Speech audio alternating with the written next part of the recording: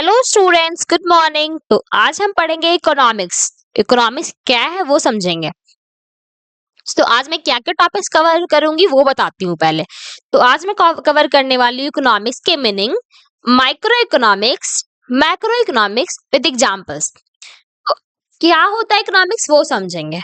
What is economics? Economics study economic activities of human being. It refers to those activities which are related to earning, spending of money and wealth. Economic में हम क्या पढ़ते हैं? Activities जो human beings का economic से related, like जो money terms में हो, जो मॉनेटरी टर्म्स में, वो क्या होता है? Economics. It refers to those activities which are related to man, which are earning, spending of money and wealth.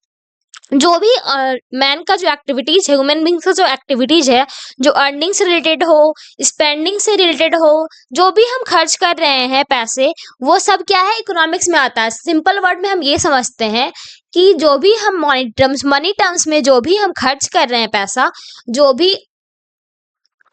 भी स्पेंड कर रहे हैं वो क्या है? अर्न कर रहे हैं, स्पेंड कर रहे हैं, वो क्या है? इकोनॉमिक्स है. ठीक है.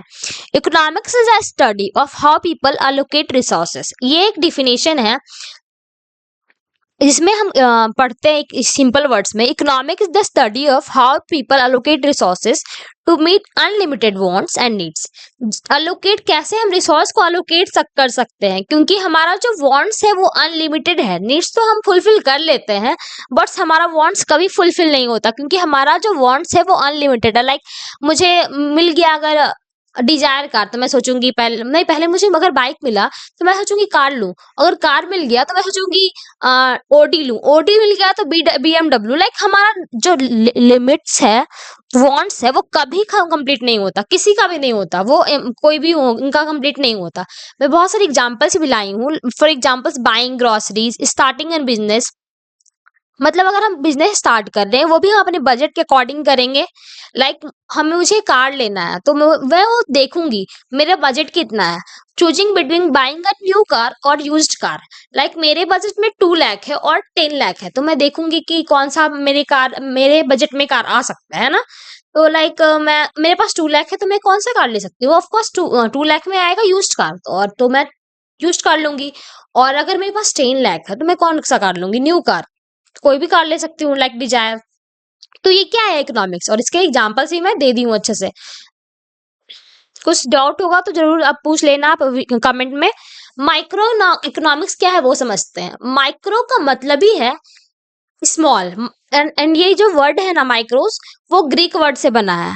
It was first given by Ragnar Frisch. ये किसने दिया था? रैग्नर फ्रिश ने. Microeconomics is the study of individual economic units. इसमें हम क्या पढ़ते हैं? इंडिविजुअल का जो इकोनॉमिक यूनिट्स है, एक पर्टिकुलर के बारे में हम पढ़ते हैं, है ना. It looks at the small scale economic units. इसमें हम क्या पढ़ते हैं? Small scale units. जो भी हो स्मॉल स्केल में है ना, वो पढ़ते हैं. इसको हम और भी एक वर्ड से बोलते हैं, प्राइस थ्योरी. इसका एक और नाम क्या है? Price theory. Now another examples of micro economics are consumer behaviour. जो सबका जो कंज्यूमर बिहेवियर जो होता है वो अलग अलग होता है. मुझे लाइक कोई फोन लेने में गई हूँ, स्मार्टफोन, तो मेरा जो बिहेवियर होगा कंज्यूमर का, मतलब किसी भी कंज्यूमर का जो बिहेवियर होता है वो डिफरेंट होता है.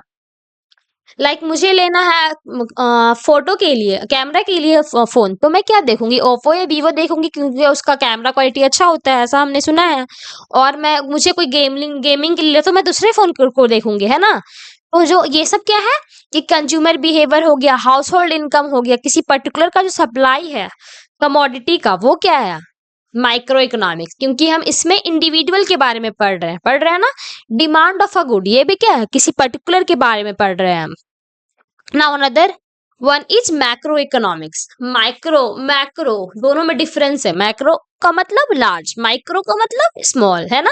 दोनों ग्रीक वर्ड से बना है, और दोनों को किसने गिवन किया है? मतलब क्वाइन कौन किए हैं? रैग्नर फ्रिश ने.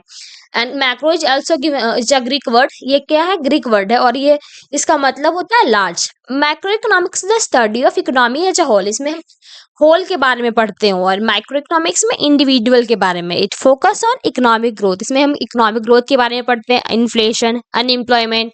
It is also known as aggregative economics. से और क्या बोलते हैं? Aggregative economics. और इसका एक और नाम है theory of income and employment. For examples, national income में हम होल के बारे में पढ़ रहे हैं, किसी इंडिविजुअल के बारे में तो पढ़ नहीं रहे हैं। नेशनल इनकम किसी कंट्री का हो सकता है, लाइक इंडिया का, है ना।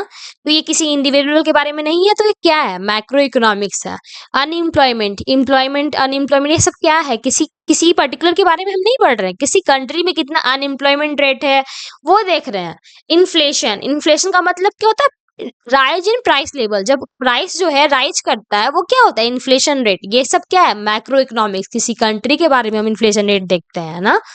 तो फिर एक और क्या, एग्रीगेट डिमांड। एग्रीगेट डिमांड, और आप बोलोगे कि मैम एग्रीगेट डिमांड में क्या डिफरेंस है और डिमांड ऑफ गुड्स में, तो वो हम कमोडिटी के बारे में पढ़ रहे थे, डिमांड ऑफ पर्टिकुलर कमोडिटी। और इसमें क्या पढ़ रहे हैं हम, demand, aggregate demand of goods and services.